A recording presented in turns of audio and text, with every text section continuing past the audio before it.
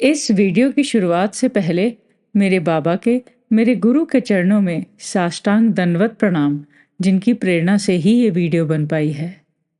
प्रिय श्रोतागण, आज का विषय है जिंदगी और मौन। पूरे दिन जिंदगी का जो वक्त गुजरा, उस वक्त में मन पर किस किस ने दस्तक दी। कितनों ने क्या कहा, क्या कह के चले गए, क्या आपके मन को आघात लगा, क्या कोई खुशी दे गया। आप शांत रहे।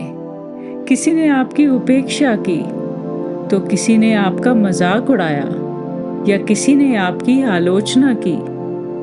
सब तरह का ये संसार है। व्यक्ति हैं, तरह तरह का रूप रंग है लोगों का।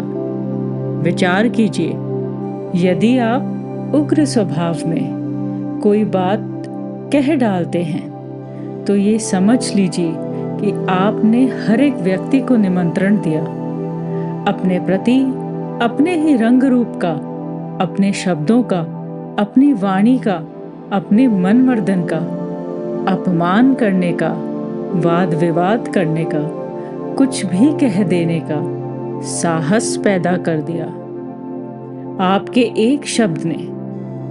क्यों? इसलिए कि आपने सबको सुनकर मन के विचारों का जो ताना बाना बुनता चला गया मन, उसको ध्यान से सुना नहीं।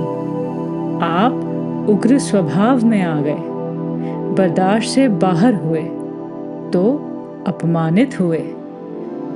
अपमान भी कई तरह का है। किसी ने आपको कुछ भी कह दिया, किसी ने आपका तिरस्कार कर दिया, किसी ने कोई ऐसी कुंठा पैदा कर दी जिससे आप बेचैन हो गए। मन खामोश नहीं रहा कि नहीं, ऐसा कैसे हो सकता है कि कोई यूं कह के चला जाए। ऐसा कैसे हो सकता है कि मुझे ऐसा कहने की हिम्मत कैसे की। वाद विवाद बढ़ा। फिर आपकी सामाजिक और स्वयं की अपनी प्रतिष्ठा को एक चुनौती दे डाली। इन सब चीजों पर अगर विराम लगा दिया जाए तो मन का मौन हो जाना ज्यादा अच्छा है। कोई कुछ भी कहे, सुनिए, धैर्य रखिए और मौन हो जाइए। मौन सर्वोत्तम भाषण है। आपको कुछ बोलने की जरूरत नहीं।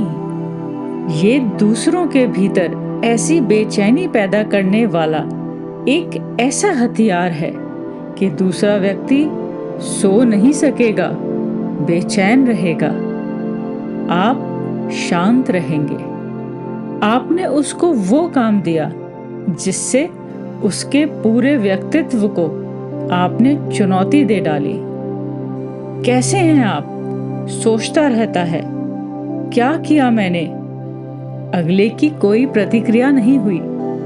इतनी शांति लाना कोई आसान काम नहीं है।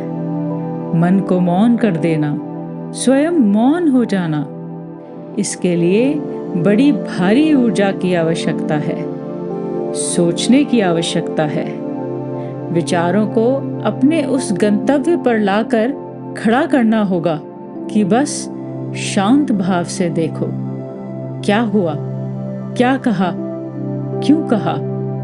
लेकिन होंठ बंद रहें, खामोश हो जाइए।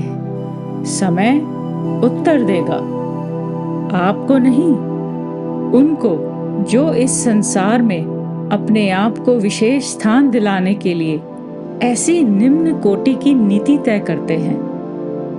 आप तो स्वयं सर्वोत्तम हैं, क्योंकि आप शांत हैं। शेष फिर